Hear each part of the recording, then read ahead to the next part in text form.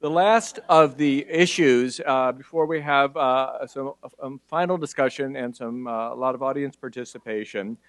This is on the relationship of aesthetics and design factors to health and quality of life outcomes among older adults in long-term care and assisted living facilities. So this is something very different. This, in the words of Monty Python, and now for something completely different. And our moderator through this is going to be Sandra Crewe, who is a professor in the Faculty of School of Social Work in the Graduate School of Arts and Sciences of Howard University, and who is the director of the Multidisciplinary Center for Social Gerontology. Sandra.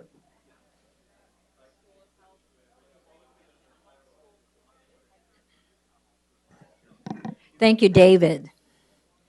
Today I'm joined by a really fabulous panel, and we're going to talk about the relationship of aesthetics and design factors to health and quality of life-related outcomes for older adults in long-term care and assisted living residences. I'm going to be joined by Victor Regnier, Kathy Hathorn, and Valerie Fletcher. For many older persons, making the transition to long-term care and assisted housing residences is very difficult. It signals giving up independence and moving to a place that is often unfamiliar. The comforts of home are gone, and relations are uprooted with neighbors and who have often become the support network. Yet this move is necessary for many of them to ensure that they receive the needed care and attention so that they can be as safe and as healthy for as long as possible. The challenge that we face as health and social care providers is to ensure that the new environment is stimulating and that it does not exacerbate the loss that many are experiencing. As a social worker and social scientist, too often I have observed that the move from home to an institutional environment adds to cognitive and emotional distress.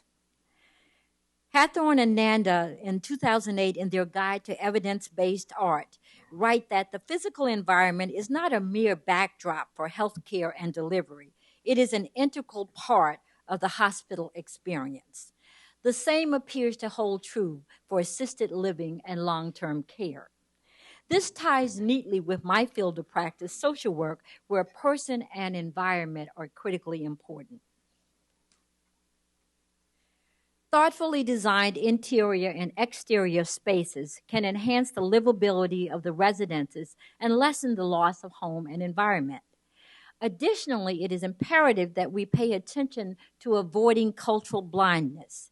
It is important that when we take on this topic, that we pay attention to the different cultural needs of individuals. While there is wide recognition of the importance of culture in health care beliefs, help-seeking behaviors, and acceptance of treatment, less attention has been given to how to incorporate these cultural differences in the design, and even more challenging it is to measure them.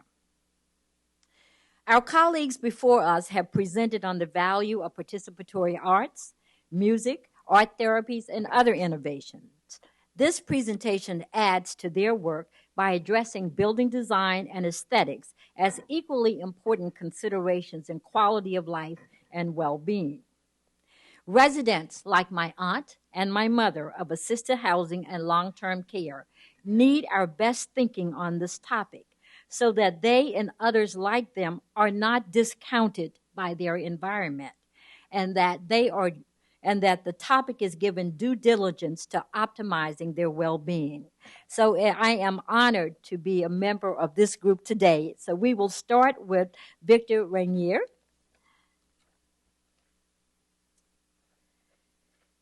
Victor is a distinguished professor for the School of Architecture at UCLA. He held USC. See, I knew I needed to waken this audience. See, this was a test to make sure that you were listening. He holds a joint appointment with the Davis School of Gerontology. He holds fellowship status both in in the American Institute of Architects and the Gerontological Society of America. What I know about Victor, though, he really appreciates interdisciplinary dialogue regarding this matter. So please welcome Victor. Well, let's see. Does this? Oh, yeah, it works. That's pretty good. Well, thank you. It's so good to be here at this conference. What an incredibly interesting conference. It's always so nice for me to be among colleagues, too, because very frequently they go, architecture and gerontology, this old buildings thing, huh? So I'm among a group of people who actually get it, that I have this weird joint appointment, the only one in the world, and somehow I pay attention to people and not to, old unreinforced brick buildings, but whatever. And David, I'm so glad that you gave a little Monty Python, explanation, because when Nancy called me, I said, what do you want me to talk about at this conference? And she goes, well, I don't know, David knows. He thinks you are interesting, right? And now I know it's David's 86-year-old patient that really got him thinking about this.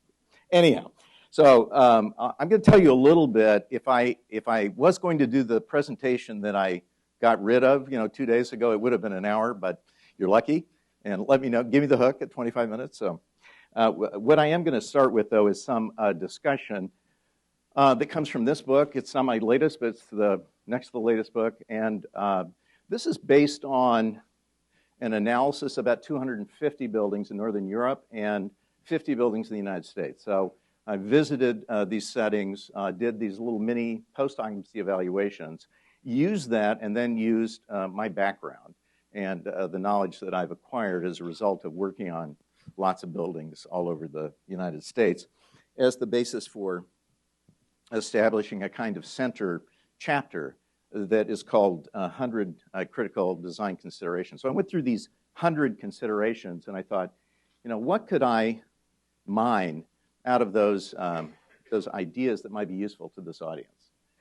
Because most of you don't know about design. So I'm not going to talk much about design, but there are two things that I think are important to keep in mind, that when we start the design process, we're always thinking about two things, and maybe a third, wherever Art is.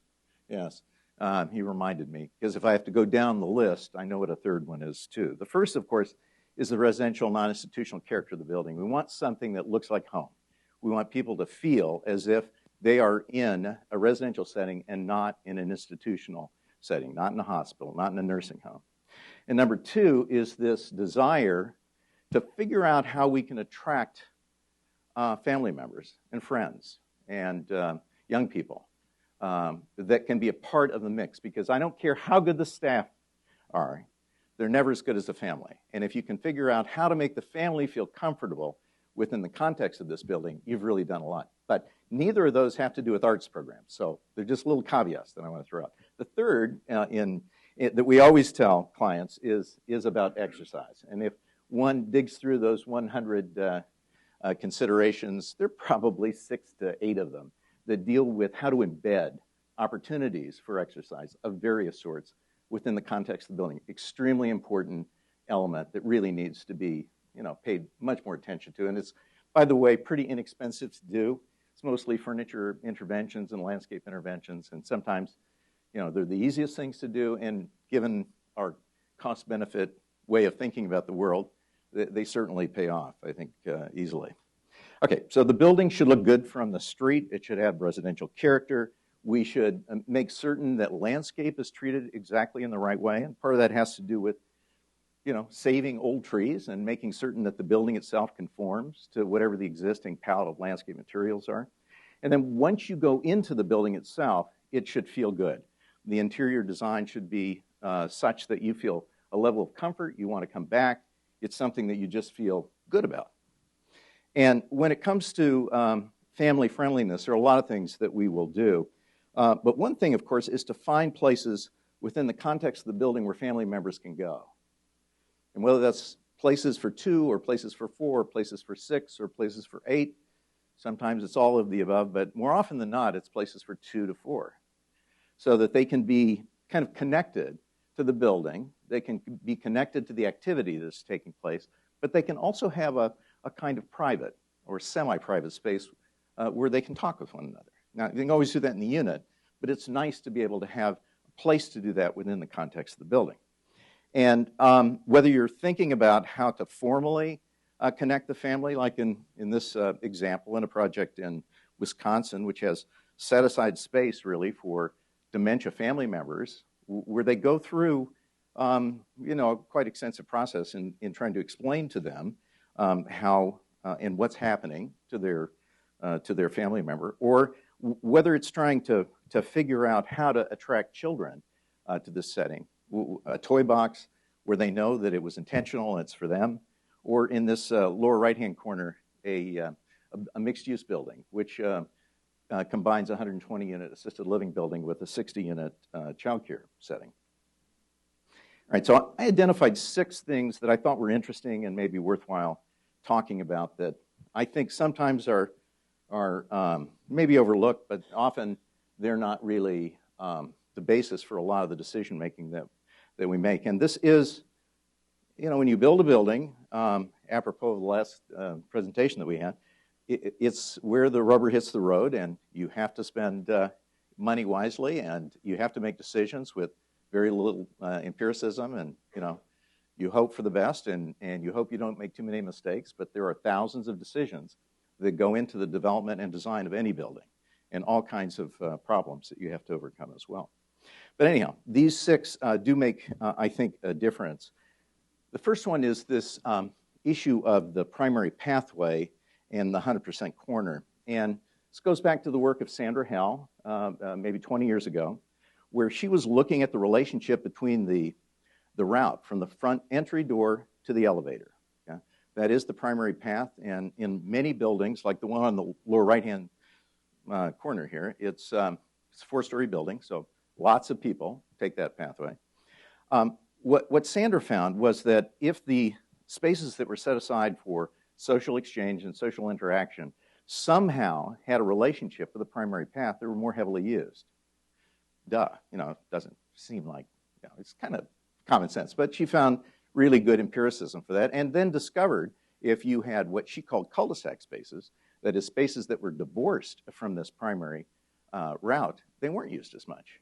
And so you could spend the same amount of money, build that space, and it just wouldn't be used as much. So this idea of thinking about how the building operates and trying to make it evident to family members and to residents exactly what's happening in the building and what the opportunities are is really important. So on the lower right-hand corner, this is a building I did in Bellevue, Washington about 10 years ago, 4-story L-shaped configuration building.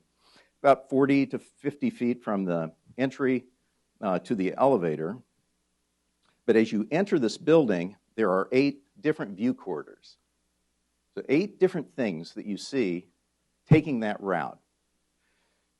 They're listed, so I won't go through them on the left here. But all of these spaces or objects are things that are evocative. Like a fireplace. Oh, gee, that might be a nice place to sit down. Or a library. Or a place where you can have a drink or listen to music or whatever it might be. So this notion of thinking about that primary pathway and developing a route that is evocative and connective is extremely important. And I will tell you, it's not done very frequently. It's kind of surprising that something as simple as this is not picked up on. The other thing that I think is kind of interesting, and this comes from much of my empirical work in post-occupancy evaluations, is that I can pick a space in a building. I did it in this building in Boston, and I can make it the most popular space in the building. Me.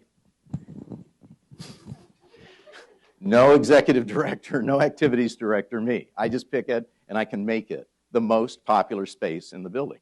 I did that with this because the architect said, no, you can't, and so I did it, and we got the most popular space, which is something that's now a problem because everybody wants to sit around this table, and there are only 8 chairs. They have to take, they have to take little chits to wait so that they can sit down. But it's used all the time, in the morning, the afternoon, the evening. Now, what makes this particular space so attractive and interesting? Well, one thing is that it has these connections, these visual and physical connections to a whole set of surrounding adjacencies. And whether it's the parking lot, which people like to watch the parking lot, people, gee, is that the FedEx guy? Or UPS. No, it must be UPS. Okay. It's brown. Got to be UPS. So they like to watch people enter next to the building. They like to watch the staff walk around. They like to watch people who are entering and saying hi to the concierge. They enjoy the idea of being near food. They enjoy the idea of having all kinds of support. And there's a collection of 9 or 8 other qualities and characteristics that we also embedded in this particular space that made it even more attractive, that made it even easier for it to be much more attractive, which had to do with lighting and had to do with storage, access to storage and access to food and that sort of thing. So the idea is that if you think it out in a very careful way, and oh, by the way, you have to tell the management that's what you're doing. Because if they don't know, who knows what they'll do with that space? Put a computer in the middle of it or something. I don't know. So you have to, in a way, communicate with them the big intention, that this is a social space, this is a place that you want to utilize 24/7 if you can. People should be having breakfast there, and they should be playing, cards at the end of the day or whatever. But this is all something that can be figured out on a drafting board and then can be utilized as the basis for establishing a kind of centroid for social exchange and social interaction. And that's what's really important here. Because it's one of the side effects that we're really trying to work for. We want a friendly building. We want people to interact and connect with one another. All right, so that's number one. Number two is this idea of previewing and vicarious observation, and that's also pretty important in a building like this. I don't know, if you were living in a building and you were sharing it with 50 other people, think about that for a second, or maybe more, 60 or 70, it's possible. There are probably days when you get up and there are people you'd like to interact with. And there are probably days when you get up and there are people you definitely don't want to see that day, right? You want to have control over that. You want to be able to manage your private or semi-private life within the context of this congregate building. All right, so being able to preview space is really important. On the left-hand side is a stair. It's just good at preview example, where from the landing of the stair, going from the second to the first floor, you can check out 85% of the public space. So you can see who's in the public space, and you can make that decision before you embarrass yourself and get at the bottom of the stairs and then have to, see, oh, God, there's Marjorie, that's the person I want to see, kind of thing. You can make the decision, yes, you want to talk to somebody, or no, you want to avoid somebody. It's allowing the resident to have control over the environment, and we know how important control is and how powerful it is as a concept. Same thing is true on the right-hand side. Really simple idea, transparency between the corridor and a common space. So you can see into the space before you make a commitment to enter the space. Because once you've made the commitment to enter the space, there's Marjorie, and she's going to tell you all the things you don't want to hear, okay, whatever that is. So this idea of previewing is extremely important. The other one that I find interesting is vicarious and unobtrusive observation, this notion that watching the activities that take place in the building is intrinsically stimulating and interesting. But what you don't want is to have everybody line up on the entry stem, with their oxygen canister and whatever, as other people are entering and exiting the building, because often it's not very wonderful for that person, and it's often not very wonderful for the family member as well. So you're really trying to keep both of them feeling good. So if it's possible to create a space where somebody can sit and overview and oversee activity in the surrounding context, the neighborhood, or entry and exit through the entry stem, or even the kind of internal circulation of the building itself, it's a good idea. It's a really good idea. And the one on the left here, upper left, is an atrium space, not that different from, except not as tall, as the one we had lunch in, where there's a table that's closely coupled with each of the units, and somebody gets to overlook that two-story atrium and see the activity that takes place. But you don't see the person up there overlooking. They get the benefit of seeing, but you don't get the benefit of knowing that you're being seen. This is a design I did in another project in Boston where we wanted to replicate this 100% corner location, and I had two cross corridors. And I thought, gee, now what could I do here that would be interesting? And the big idea is, how can we create a space so that people can see into the space, they can notice what's going on, and they can decide, first of all, they can learn a little bit about what's going on. People are talking with one another. Somebody is trying to write. Somebody is doing a drawing, whatever. Somebody is practicing their lines, perhaps. Who knows? But they can make that same kind of previewing decision, and then they can enter into that activity or not. It's very powerful and very important because often we don't have, first of all, those spaces are usually on the third floor someplace, and no one can even find them. And then when they can find them, they're not exactly sure what to do with them, right? So this gives, again, more opportunity for the older person to interact in that way. An arts and crafts room with a built-in window display that also provides previewing. So you have a display. You can use the excuse of looking at all of the artwork that's created, but what you're really doing is checking out the room and what's happening. And, oh, there's a sculpture class. Gee, I wonder if I'd be good at that. Well, oh, John's in there. Goodness, I'm as good as John, for God's sake. He, has all thumbs. So it makes it possible for people to take risks and to do so in a way that adds to the social viability of the place. The third issue is the whole design of the arts room. And unfortunately, this is one of those cost-benefit analyses. Each square foot in a building that I design, if it's a type 1 building, A occupancy building, it's about $165 to $175. Okay? So $1,700, let's say, for 10 square feet. For 100 square feet, do the math, $17,000. For 500 square feet, getting dangerously close to $100,000. So this is all money that we're spending. So if we can figure out how to make a 550 square foot room work, and it works for performance, and it works for, watching a movie because it's got good acoustics, and it works because there are high enough light levels that you can actually do artwork, and there's a hard surface floor where activities can take place, it's a pretty good idea.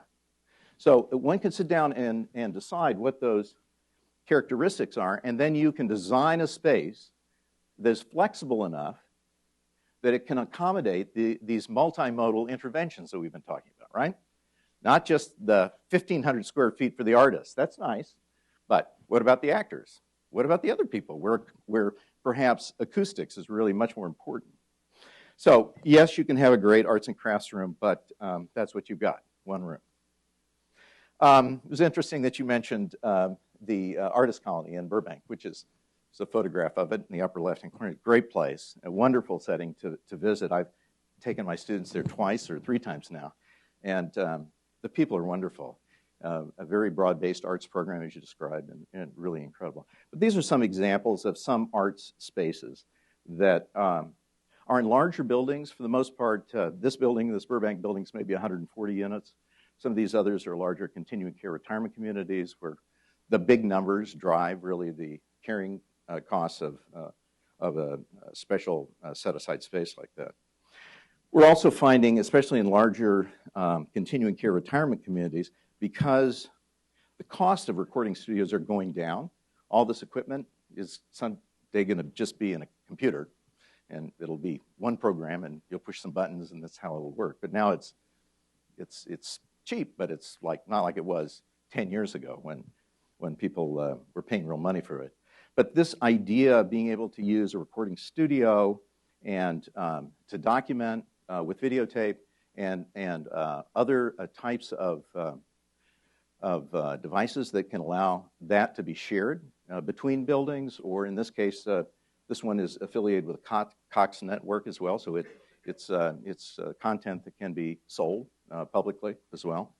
Very important to think about what the future is going to be, and computers and this kind of arts expression is really what I see coming around the corner. People are very interested in it. In that project, there are 90 people who've signed up to be a part of the recording studio. It's the most popular activity in the whole building, right? It's a 1,500 person continuing care retirement community, so it's gigantic. But I guess there are more people going to church, maybe. I don't know. But 90 is a lot for any kind of activity. Also, this idea of being able to connect with staff, but also be able to allow them to do their work is really important. And we don't think about that very much. So whether it's a Dutch door, or half wall, or a transparent plane that allows privacy, but also connectivity, those are the kind of solutions that we should be thinking about, because very frequently staff will cocoon in their own room if you make it too private. And if you make it too public, they don't get their work done, right? So we have to think about how to do that in a way that works for both sides. Computers, as I mentioned, are in the vogue now. People love autobiographies. They love to use a lot of the assembly packages that are available. This is something that I've seen in the last 5 years grow enormously. And I'm talking about assisted living. I'm not talking about continuing care retirement. They've been popular there. A third of the people, maybe 40%, have computers. But now it's not at all uncommon to find 15 to 20% of people in that age range of 82 to 87 bringing a computer with them. They know how to use it. They want to use it. So figuring out how to support that and to get people to use it is important. We've talked a little bit about dementia and dementia programs. These are from Denmark and the Netherlands, where snoozelen is really quite popular, whether it's music snoozelen or snoozelen bathing or sensory rooms that are part of that intervention. They're just, they're very popular and very effective. Who knows, whether or not there are measurable outcomes associated with it, but everybody believes that they're incredibly important and impactful programs for building communication. Programs for arts and activities. The big thing here is we have to have programs that are not just for, large groups of 15. Because if we do that, all we're going to do is bingo, really. That's what will happen. It'll just be 15 people that all know how to do one thing. So we have to think about all of the kinds of competencies that individuals have. We've talked about that today. We don't just pick one. We think, okay, so how do we do all 6? And how do we do that in a way that works? And to be quite honest, programs that deal with painting or sculpture aren't that complex. And we know from a lot of the examples that use peer instruction that it's possible to do that in a way that makes sense as well. So and many of the really excellent programs that I've seen here and in Europe are in people's homes, in their apartment units. They will set aside part of a one-bedroom unit, and they'll do most of their work there. We've talked about videos, but of course, part of the idea is to do performances, and that's something that they also believe in, and I think for probably some of the same reasons that we've talked about. This I just thought you'd find interesting. This is a guy who's an artist, really accomplished artist in Rotterdam at Humantas Acropolis Project, and he started to have memory loss problems and difficulties, and decided, and I have the drawings for these too if you're interested in the citation for it. He decided that he would do a self-portrait every 2 months for the rest of his life. Okay? So it starts in the upper left. There are 12 of them. And you can see, again, he's doing a self-portrait by looking at a mirror and drawing his own face, right? And here's on the far right-hand side is what was produced 2 weeks before he died. So this whole process that one of the people who was commenting talked about is really interesting. And when you see this kind of evidence where somebody had the wherewithal and the desire to document it this way, you recognize how rich what's occurring, at least for this individual. I talked a little bit about staff offices, but also this idea of having staff much more integrally involved in programming is extremely important. That was referenced in an earlier presentation as well. And having them trained so that they can be a part of the action, but at the same time know how to step away, like you would with your own kid, right? Encouraging them, helping them, maybe to develop the courage and competency to do something, and then slowly stepping away when you're confident that they know what they're doing and can carry it out. Using artwork and accessories is also very important and can add all kinds of interest. And this is where I'm always surprised in the United States. We go out and spend, in a typical building, maybe typical assisted living building, we might spend $5,000 to $7,000, maybe more, depends on the quality of the artwork that we purchase. But we'll buy $5,000 to $10,000 worth of artwork. when, if you go to Europe, what you discover is most of the artwork belongs to the people. And a lot of it's original artwork or photography or drawings or whatever. And that's what happened here. I mean, this is a double-loaded quarter in a project in the Netherlands that when you look at the quarter wall, the artwork represents the experiences of the person that's living on the other side of that wall. The Motion Picture TV Fund set aside one whole quarter on the third floor of its building just as a gallery space because they had so much work that was being produced and no really good place for people to see it and to pay attention to it. So we really have to think about how to place this material in the right way. And I really, I'm a strong believer. Most of my architectural friends think that I'm too soft or whatever. I don't know. I'm a really strong believer in interior design. I think there are all kinds of affective messages that can be developed and can result from the way in which we select commercial art, even, and whether it's affect laden or Norman Rockwell or something silly like a dog with a hat, or in the upper right-hand corner, this is a South Seas corner from VASP in a dementia facility, which is really cool. I really liked it. I wanted to stay there when I walked by because it smelled good. There was like coconut some odor from who knows where. There were palm trees that were wisping back and forth. There was the music of the surf, and there was sand on the floor, and then you could also sit in these seats, and they rocked back. It was really very interesting. So this whole idea of creating something that's just unusual and great for somebody is also part of the art expression. It's a little piece of the way in which interior designers can make a difference. These showcases, I think, are interesting as well. From the work of William White, he talks about triangulation as the basis for communication, where two people can look at a third object and generate a conversation. Well, the one is on the right is Night at the Opera, which is what it's entitled, and it has, I think, 8 objects that represent what it was like to go to the opera in 1920. So the older person can tell the story.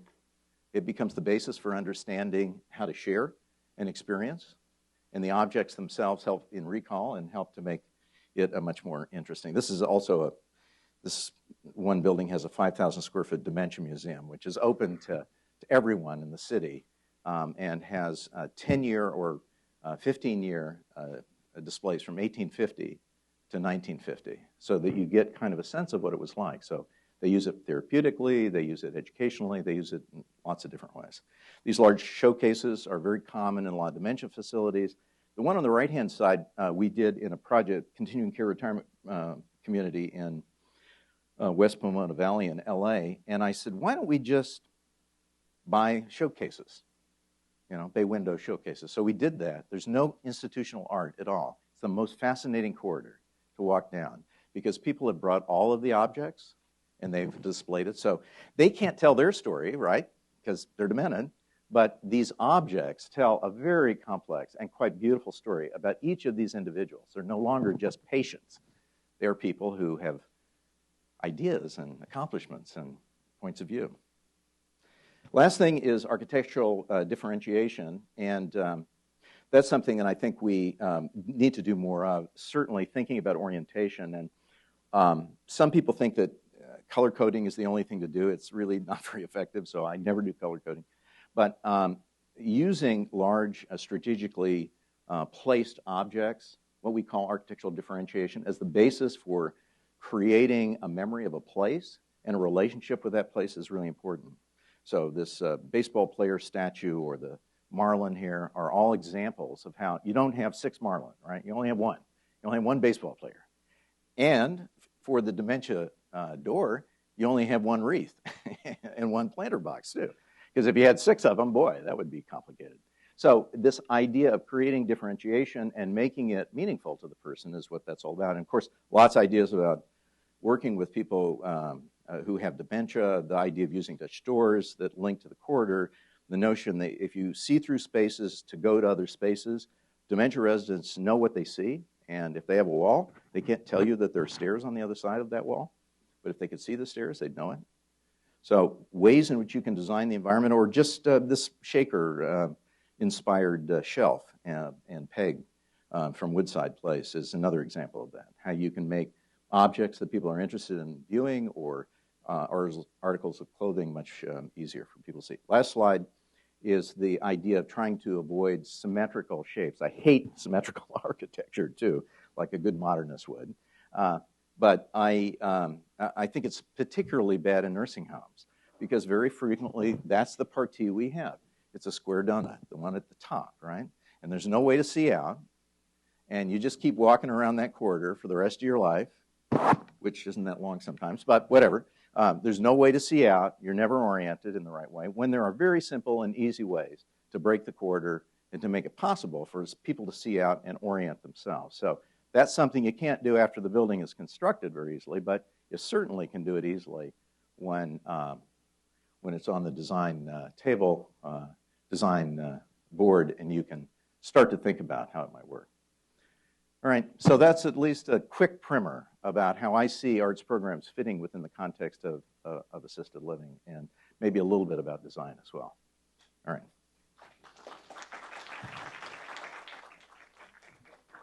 Sure.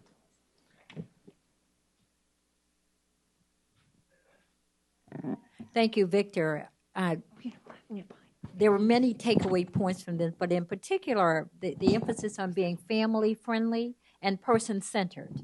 And so I think that's really important for us to think about in terms of well-being and quality of life.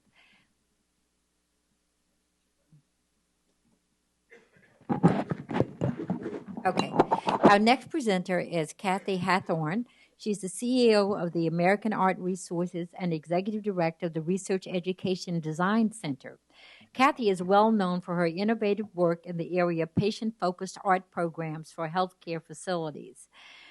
She emphasizes that art is not an extravagance, but an essential part of developing healthcare facilities that maximize quality of life. Thanks, Kathy.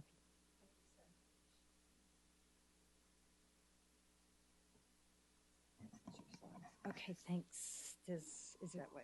Right? Okay. Great. Can everybody hear me? Yes? We're good? I also have terrible allergies, so it's not vodka. At any rate, when Nancy contacted me, I started thinking, well, wow, what an amazing opportunity.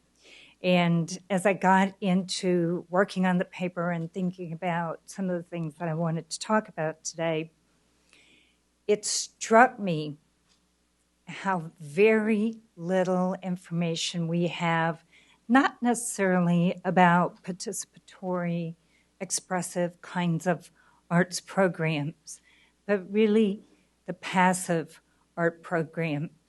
As far as my background is concerned, I started a firm in 1982 that was dedicated completely to working with the healthcare industry, putting art on the walls in various types of facilities, including assisted living and nursing homes at that time.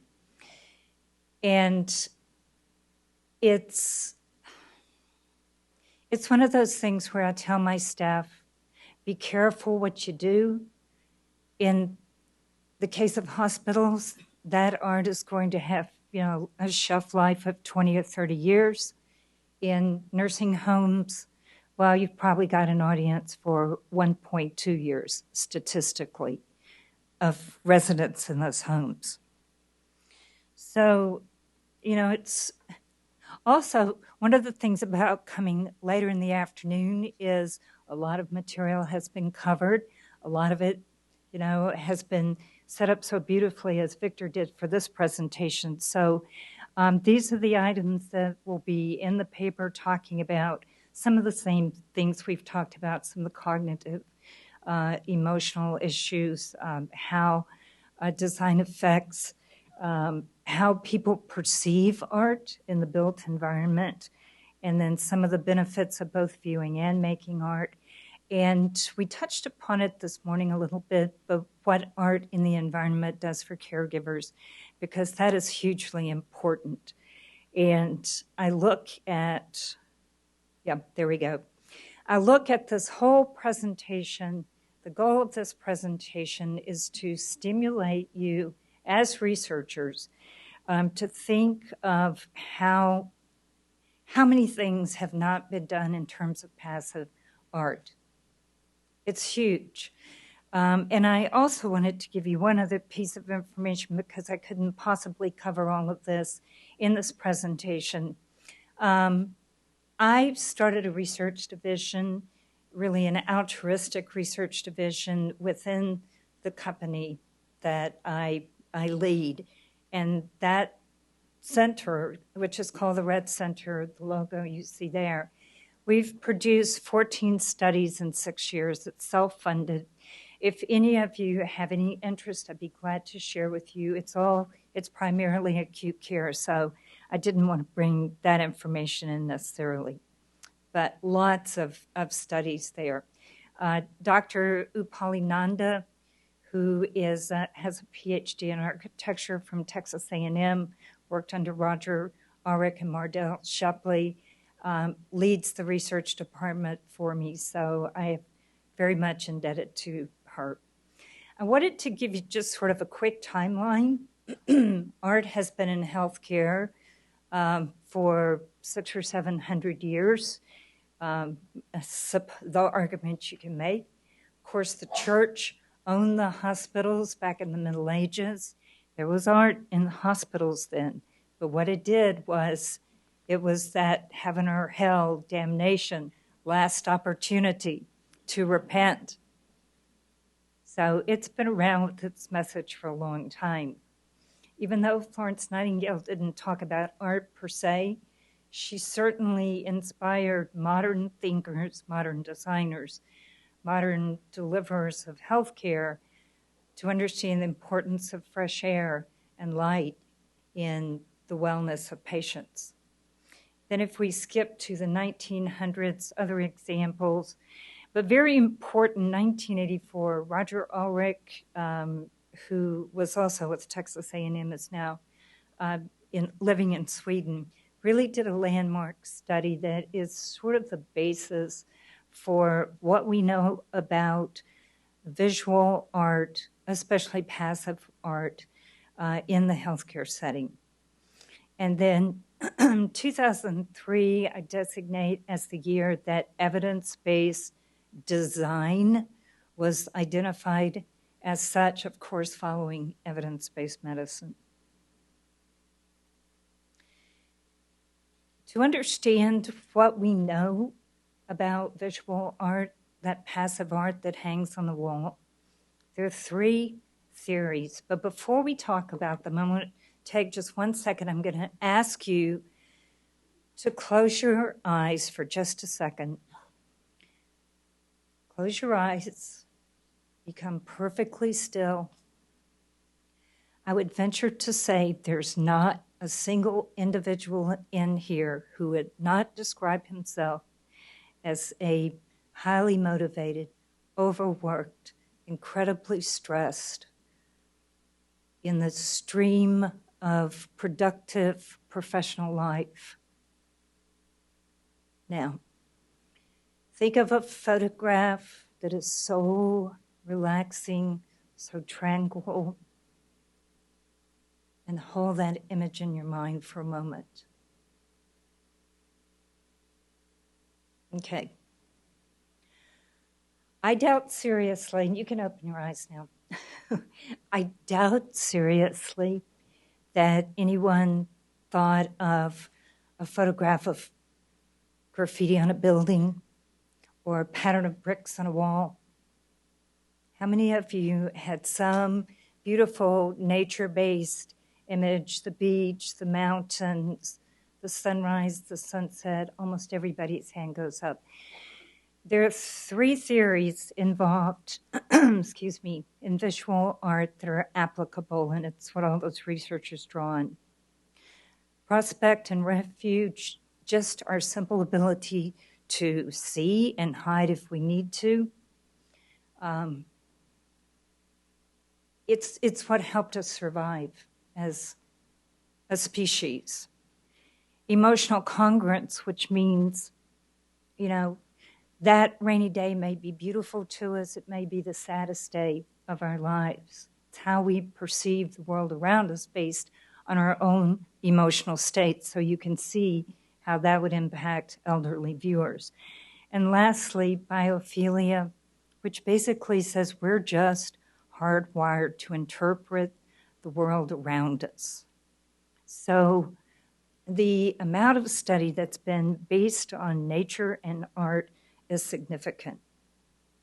And this is that study by Ulrich that sort of set the pace for considering that the whole concept that art imitates nature. This was done in a hospital in Pittsburgh. He analyzed 9 years of patient discharge records. These were patients who were on one wing of hospital. On one side, they were all gallbladder, postoperative gallbladder patients. One set of rooms faced a brick wall, the other faced a park. And look at the difference in outcomes. And this was just analyzing patient records. Almost a day less stay over 9 years. Fewer strong analgesics, fewer notes from the nursing staff. So this was significant. Richard Koss at UC Davis also did early work. It was interesting because his hypothesis was if we could have art that we viewed in a preoperative holding area that was exciting and passionate and there was a lot of motion to it, this would be a positive distraction to these patients. And just the opposite was found. These were images that were ceiling mounted in a holding area. The non-arousing nature images were much more effective in reducing stress and anxiety in these patients, lowering blood pressure 10 to 15 points. And then some other researchers, I wanted to give you their names. Heerwagen, who did dental office studies, Miller, Hoffman, D.A., Snyder, people who have looked primarily at the reduction of pain or perceived reduction of pain through viewing nature art or nature. It was still art. It was virtual reality, video. So it seems that nature can be translated in many forms of what we call art or passive art.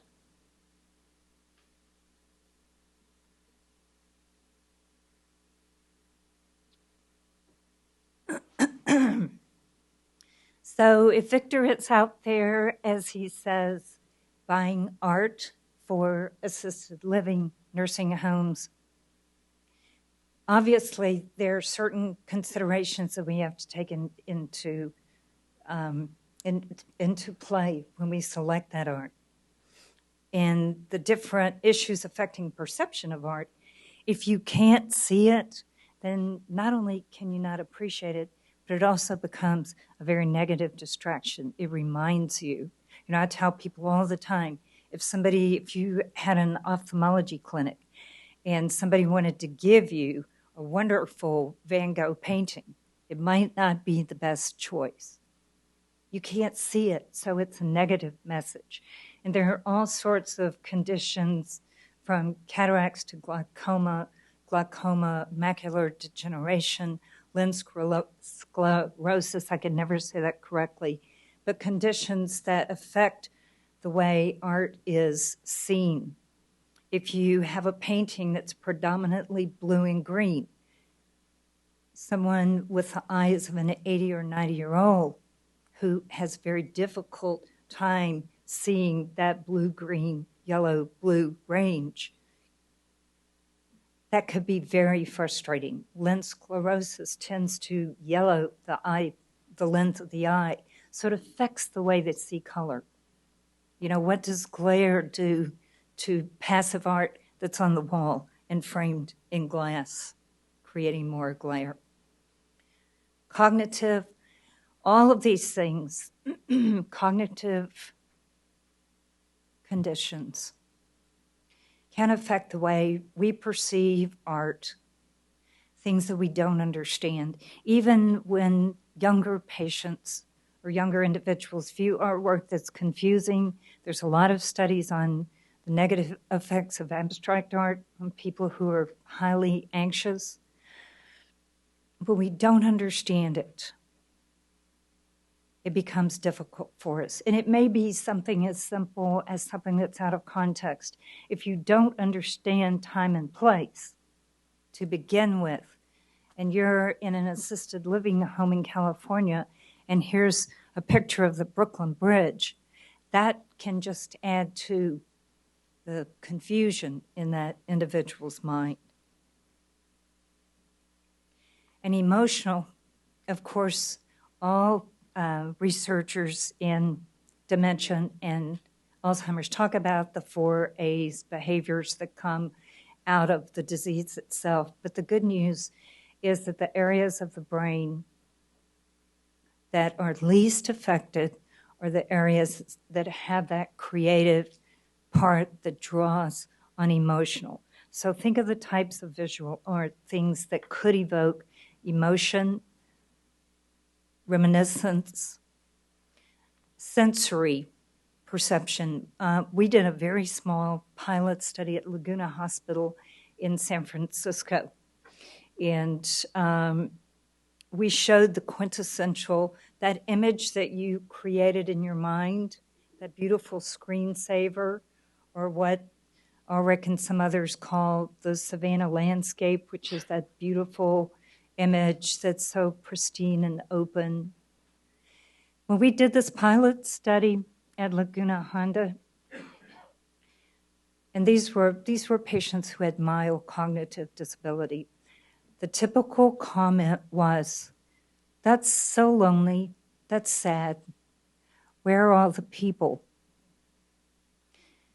So to me, the information that we have as far as passive art, it's all pretty much an opportunity for research. You know, what is interesting, and sometimes unfortunate, but I guess it's just a way of life, we are driven by legislation, and all of these things have brought us to a point where we do have non-institutional design now. And it's very interesting because Victor also talked about, for a moment, selling these homes, these facilities to family, children. The people using these facilities are not the ones that the facility is being sold to so often, but it's the children. What does it look like? How pretty is it? But then it does come into the category of, can we really afford to even have art on the walls? Can we have a room that is big enough for a dance program, for an art studio? Does it have enough light? You know, my mother, who died at 92, and she did have dementia for probably 8 or 9 years, was in the finest nursing home that money could buy in Baton Rouge, Louisiana. The family and activity room was 2 patient rooms. The wall had been knocked out, and that was it. And that was the best care that she could be given. So there are huge considerations, but we're in an interesting time in design. Rand did an interesting study in 2000 predicting what the profile of the patient would look like in 2010. Much different and very consumer-oriented patient. And it's only going to become more so.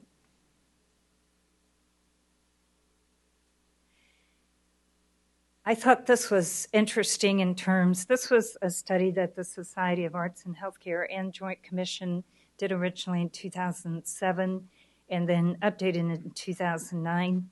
And I drew some conclusions from that. In their survey, 43% of the respondents said that they have visual art displays in their facilities. And I'm assuming for nursing homes and assisted living, it's much higher than that. Look at all the reasons why they do it, okay? So if you just use, and I think everybody here understands, there's nothing on the left side of my head, so I'm using a very simple mathematical formula.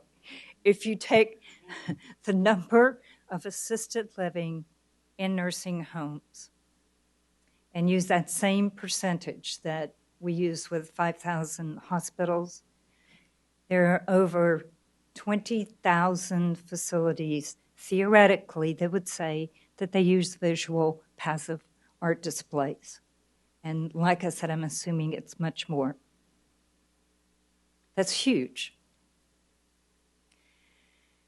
I'm not going to read this because I am running short on time, but it's a beautiful quote about how desperate it is, even under the best conditions, to live in assisted living or a nursing home.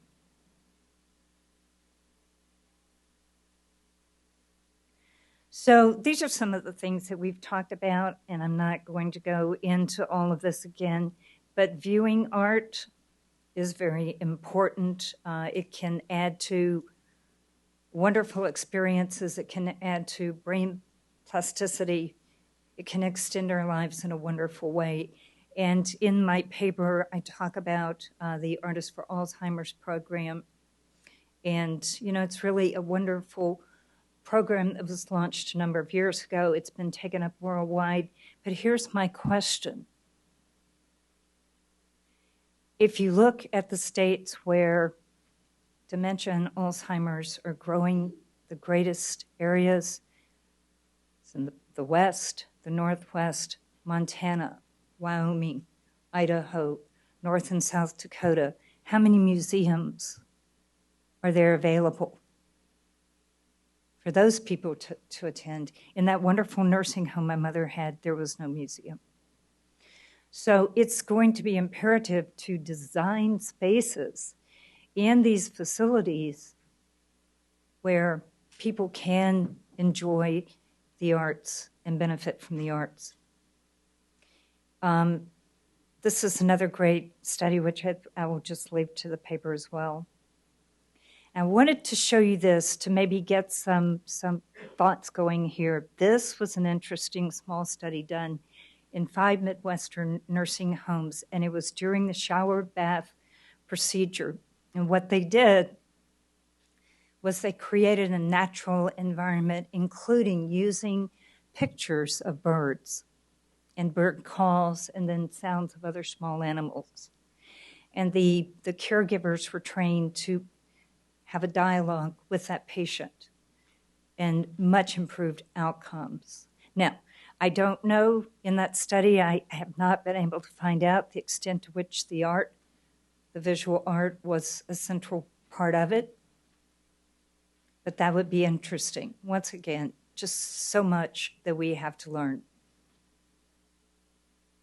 This is very similar to what Victor showed us, and once again in the paper there's more detail of 3 well-known artists who developed Alzheimer's, and it's sort of the question of how we end our lives and how we deal with something like Alzheimer's. Erickson's concept of wisdom and integrity versus longing and despair. William Untermolen, this is how, when he was diagnosed, he said, I'm just going to paint myself very similar to those concepts, the idea that Victor shared with us. This is how it changed in 3 years. There are additional images which I don't yet have permission to show you, but his self-portraits, of course, diminished to almost nothing but black and white and indistinguishable. And these demonstrate some of the issues that we need to be cognizant of in designing not only art programs or picking out art, but in architecture as well, in terms of perspective, understanding spatial relationships. You can look and see how Carolus Horn's work changed to the point where he could no longer do what he was doing, of course, only maybe 6 years before. But look at the intent. If that creativity, that emotional component, it is there to the very last, and we saw it in Victor's slides as well.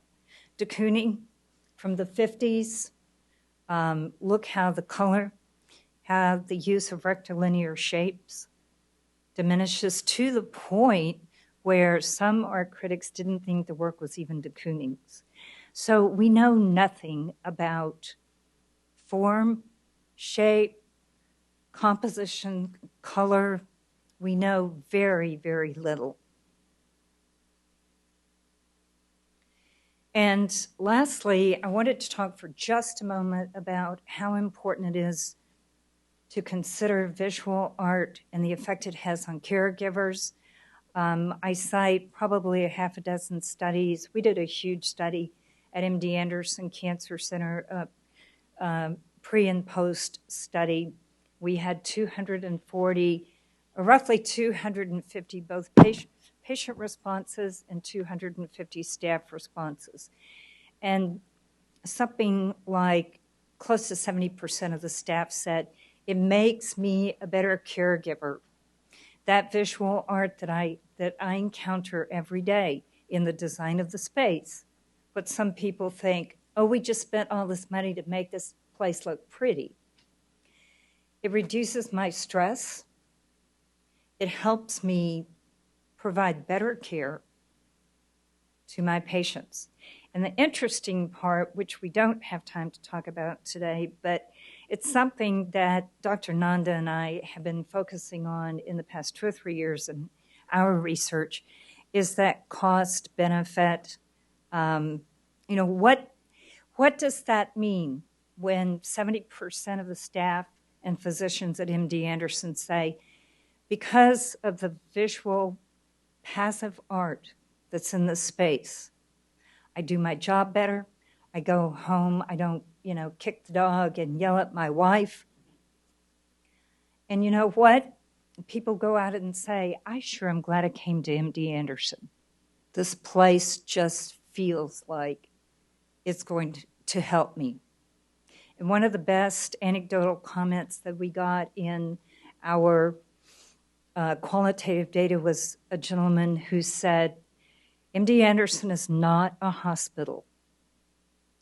It is a healthcare consumer experience. So it's pretty amazing stuff. So what do we know? There's that Savannah landscape that we could all get lost in, our screensavers. We know a lot about viewing art, making art in terms of people participating in these things, but we know almost nothing about viewing art in an unstructured, unsupervised, unnavigated, unfacilitated way. And I always steal this quote from Upali, who steals it from a researcher friend of hers in the UK. The question is, what happens when the art does night duty? These wonderful programs, if people even have access to them, they're maybe once a week. You guys pointed it out. It's once a week, 30 minutes for a couple of months. But these people spend days, months, years in these facilities, and they are drastically affected by the art that does night duty. So we as designers and practitioners and researchers have an incredible opportunity to look at art as a passive, constructive tool in the environment. Thank you.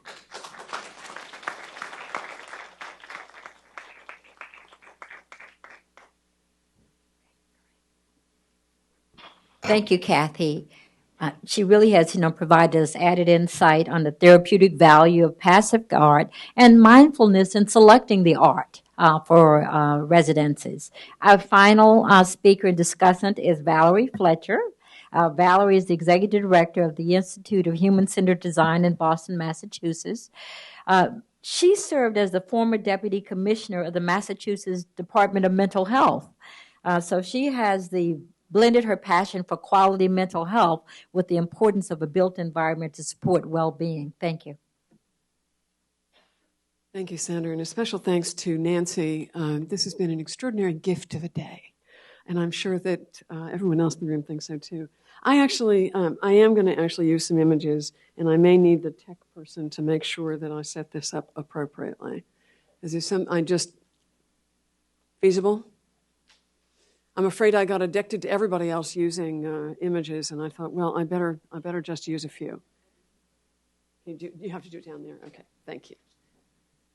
Before, as that's going, and forgive me for the delay, but I am reminded that I wish very much that Victor had designed the assisted living program in Boston. He seems to have designed most of them, but not the one in which my friend Betsy lives. I am her guardian. She is a woman with schizophrenia, a very serious abstract expressionist painter. And I am afraid, though I felt very lucky to be able to get her into this program on the basis of a Medicaid waiver program, which she would never have otherwise been able to afford, a $5,500 a month assisted living. But she suffers greatly all day, every day, because her big social experiences are 3 times a day feeling deeply anxious to worry about who is in the dining room. And it has been so damaging to her that she has NAS. She has been unable to paint in the years that she has been in the house. They provided her with a wonderful painting studio. Everything was extremely generous, but the physical environment so compromises her that she cannot find the energy to do more than recover from each meal. So just a reminder about how crazy things get. And just a quick note on Kathy's comment, I would actually suggest that her wonderful historical sequence of how these ideas came to have currency could actually be bumped backwards a bit. If you've ever been to the Palace Museum in Taiwan, there's a terrific exhibit of Bronze Age artifacts, including a great deal of jewelry. The idea that we need aesthetics after we have solved everything else is actually Maslow's mistake. We actually need aesthetics quite deeply and fully, whatever our life circumstances. Thank you. And the second point on that, even going back a little further, in the Middle Ages, you may remember the story of Cluny, an extraordinary physical environment in which vaulted stone rooms were filled with monks singing Gregorian chant, and pilgrims made their way there when they were dying, to die in an environment in which they were sung to their deaths, in a quality of life that is extraordinary to consider even today. So I'm just very quickly going to go through, I'm not sure what will work here. Oh, okay, just no need to explain. We are an international nonprofit that's been around since 1976. Our headquarters are in Boston. I'm going to just quote a couple of people who I think speak about design as we would like you to think about design this afternoon. It's a way we decide how we want things to be. It is not restricted to the professionals who do it as their career. And design is a social art. Everything that we do is driven by 2 core ideas, that design is powerful and profoundly influences everyone in our sense of confidence, comfort, and control. Critical issues as we age. I promise you that design impacts every older person. Unfortunately, it impacts them negatively too much of the time. The other thing that we believe in is that variation in ability is ordinary. It's not special. It affects most of us for at least part of our lives, particularly when we live 30 years longer at this time than we did 100 years ago. I'm not going to bother with that. Our work is often described as universal or inclusive design, design for all. It's really thinking about the diversity of the world today and knowing that design that anticipates that diversity is critical. We use the term human-centered design because it is easy. Equitable use and experience is the most significant, overarching, and transcending principle. And these principles are used worldwide, but it is really about changing human experience. Something that has come up for me today in the course of listening to people's presentation is the concept of participation. And I think we began the morning with the most delightful sense of the active experience of theater. And Tony and Helga talking about that. And for us in design, this idea of working with user experts, people at the edges of the spectrum who are those who experience most intensely when design fails, but also when design works. We have a user expert lab where we have over 100 people across the lifespan. And working with them every day is an extraordinarily rich and dynamic experience. It is that notion of active experience, respecting that expertise. The extraordinary demographics of our time build a sense of urgency, and I think they need to shape how we define ourselves today. We give a great deal of attention to all of our crimes in the 20th century regarding environmental sustainability. We give too little attention to what we did so well in the 20th century, which is add 30 years to the average lifespan. We live longer and survive more in design. We need design to help us figure out how to do that.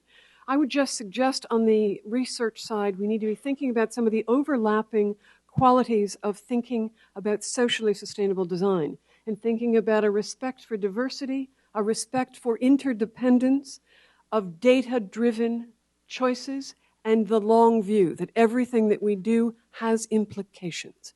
We're very good at thinking about that from the green side. We need to be thinking about that from human-centered design.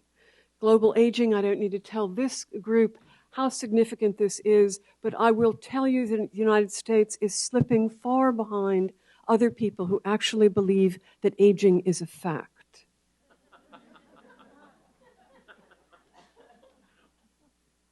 I work a lot with Asia. They actually understand that aging is not actually discretionary. The discretion is actually to die young, and it's seldom a choice that we make. 3 broad categories, just thinking always about physical, sensory, and brain-based issues. We've heard a lot about the brain-based issues today. I am a champion for how significant it is to figure out what are the design features that truly enhance brain function. We know very little. The Academy on Neuroscience for Architecture in San Diego is actually one contribution to that, but it is barely known in the architectural community. Global policies, I just want to remind you that we actually have a terrific set of global policies that speak to the value of design. And certainly the Madrid International Plan of Action on Aging and the priority direction ensuring enabling and supporting environments is an idea way beyond barrier removal. Barrier removal is not anywhere near far enough. This is the most significant policy in my mind, and it actually is the redefinition of disability circa 2001 by the World Health Organization. Essentially saying functional limitation is a universal human experience in the 21st century. We live too long for it to be otherwise. It is not about them, it is about us. They equalize mental and physical reasons for limitations, functional limitations, critically important. My friends at the World Health Organization tell me they could have done their work in 1 year if they didn't insist on this issue being important. It took them 9 years to get agreement on that. They define disability as a contextual phenomenon, a contextual variable, that functional limitation is a fact of human life in the 21st century. Disability occurs at the intersection of the person and their many environments. The physical environment is no longer enough. It's the communication environment, the information environment, policy, and social or attitudinal. Sounds great. We're making some progress. I'm an addict of Saul Steinberg, and I don't know how many yes buts he did, but I have 15 of them. And I know there's probably 15 more. And I go back to Saul Steinberg all the time because I am always thrilled with excitement about possibility and then hit the but. Neither incremental strategies nor special solutions will be enough. You may know that we have hit this year the magic number of 100 million Americans over 50. We have a few people over 50 in the room. We don't have any time. We think we do. We do not have any time. And you may have noticed we don't seem to have much money. and it's not going to get better. I think we have understandably looked at issues of what are the environments where we can do our research.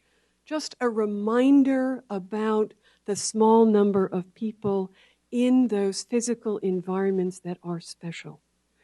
We already have 37 million Americans over 65, to say nothing of the 100,000 over 50.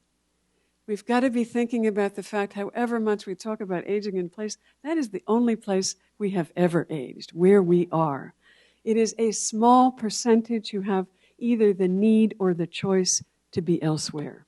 And we've got to be thinking about how to do this critical research in places where people are really living. We have to develop a way of thinking about design that is intrinsic to doing whatever else we are doing in terms of positive intervention as critical to being successful. This idea of disability as contextual, my God, think about Stephen Hawking. Did anyone see Stephen Hawking hosting the Paralympic opening? Anybody see that? Oh my God, go back and watch it. It's on YouTube. You all know Stephen Hawking. Might I suggest that we have to rethink quality adjusted life years when we think about Stephen Hawking?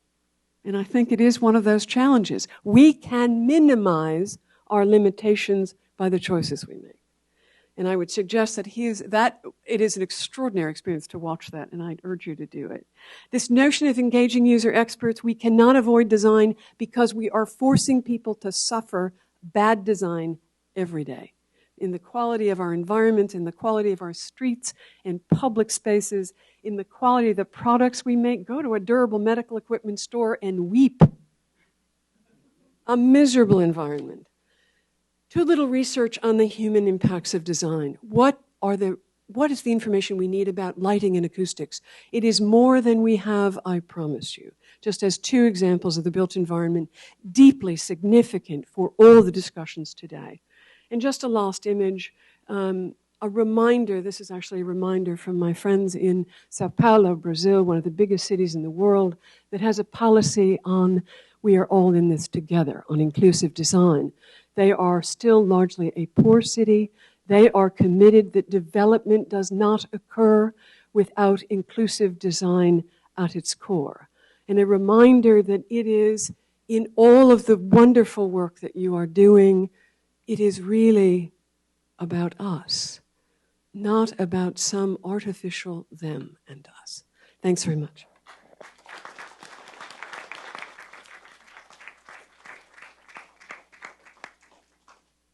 Thank you very much, Valerie. We now have time for questions and answers. Questions? Yes. Hi, it's Anne Basting from This Morning again. Just sort of uniting the first and the last presentation too. I think the reality is that the spaces that we have the chance to build from the ground up are few, even though they're multiplying right now. And the way to adapt current environments is, I think, a really interesting moment. And one of the ways that I think we might consider arts interventions, I just did a project 2 years ago called the Penelope Project, where we, for 2 years, read the Odyssey in a continuing care community with the goal of creating community across all of the levels of ability and disability. So it was a universal design of an arts program. Any kind of arts program that any approach or method had to be accessible to anyone with physical or cognitive disability. It had to be adaptable to it. And then the other thing we did with it was move it around the space. So it culminated in a professional theater production, which looked at the use of the space and actually did the performance in Promenade and rewrote the environment, the institutional history of that space. And so it was a way for the arts actually to rewrite the double-loaded corridor meaning and the use of some of those spaces, so that the temporariness of it locked into an institutional history that rewrote the use of the space in a really interesting way. And I just think it's a kind of an interesting example of how to pull together some of the things from this morning and then some of the great points that both of you made. So it's more of an example than a question. Sorry? Is that written up somewhere? Do you have an article about I'm that? trying really fast, really hard to write it up. No, Actually, we have a documentary that's going to be released at the end of October, and we're trying to get a screening here in DC. So I'll let you know when that happens. Yeah, I think when you see the vast majority of people living in normal housing in the community apartments and single-family houses or whatever, it's just it's a kind of eye-opener that there's so many people that are not being, in a way, benefited by any of the stuff we're talking about in planned environments. So the idea, the village movement, which, of course, we didn't talk about, but, I mean, that's very interesting when you see something like that happening and you recognize that it's possible for community facilities to be tapped by a broader range of people living in normal housing, and it just takes some organizing. It's not terribly complex. And I'm always, that's why I go to Northern Europe all the time, you know, not in the winter, but in the summer anyhow, because of the way in which service houses in those contexts work. It's very interesting because if you look at the average age in a service house, which is normal housing with services linked to it, it's usually the same as assisted living, you know, 85, 83 to 86, something like that, right? But when you see the people who come to service houses to take advantage of a lot of the activities that are provided there, they're 10 years younger. You know, they're 75. And they're all people living in the surrounding community who happen to go to that place. For us, it's like having a senior center, a kind of hip senior center linked to housing. And it's just a sad commentary that we don't have anything like that. We took, you know, the wrong route back in 1955, and too bad, because we went to the wrong place. And we're now suffering as a result of it. But I think thinking about it that way, or thinking about how we can help people who are in their own homes have a more well-balanced and delightful and fun and stimulating life is a real burden. We have to do that.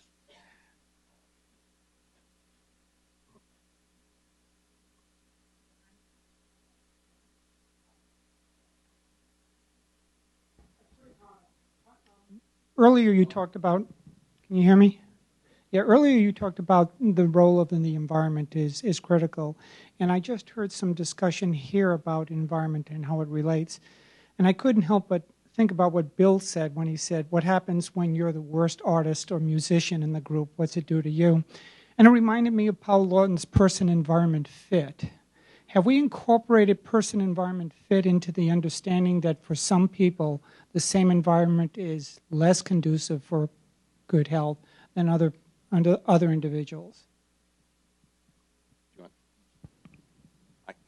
I think, you know, there's enormous diversity in the populations that we work with, and we often don't think about how individual that fit formula should be. It's not about averages. It's really about individuals. And I do think that being able to allow people to have great communality and great privacy is the most important thing you can do in a building like this. They ought to be able to maintain and control their sense of privacy and their sense of connecting with other human beings, whether it's their family or friends or people that they like to play pinochle with or whatever. So much of, I think, what should take place in these settings is just optimizing choice as much as we possibly can and looking for mechanisms that allow people to have control, as much control as they possibly can over their life. And I mean, I talked about some of those things in my book. I have a lot of other things that are along that same line. But I do think that that's the way I deal with it, because I have the same problem of thinking of how diverse people are and then thinking about the kind of solutions that we think, oh, everybody has to have a slipper solution, right? You can't have a shoe solution like mine is 10 and a half A. Actually, it's very narrow foot. But the idea that somehow we all have to wear slippers because there is no way to, you know, custom fit that context to our own personal size is sad. Shouldn't be that way. You know, Valerie will tell you about all of the wrong dimensions that are used for accessibility standards that don't fit old people. I mean, we have a whole set of standards that have nothing to do with older people, and we're forced to use those standards in housing projects for older people. It's like, what kind of weird, world am I in when that kind of logic takes place? Because it is the law, and it is, it's civil rights. You don't screw with that. They put you in jail when you do things that violate that. So it's a very insidious set of ideas about how we want to make everything average, right? Just take the highs and the lows and split it right in the middle, and that's how we're going to solve the problem. Bad idea. If I could just to reinforce Sandra's point earlier, that we are desperate for research that looks at multicultural communities. And that is a critically significant aspect about diversity in choice, because people have very different choices through a cultural lens, and we know almost nothing about how to do that well.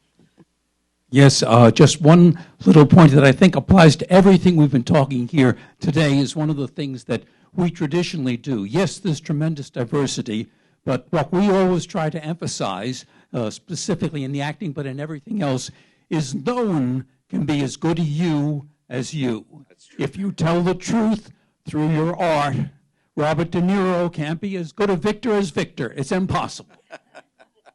Well put. Please join me in thanking our panelists.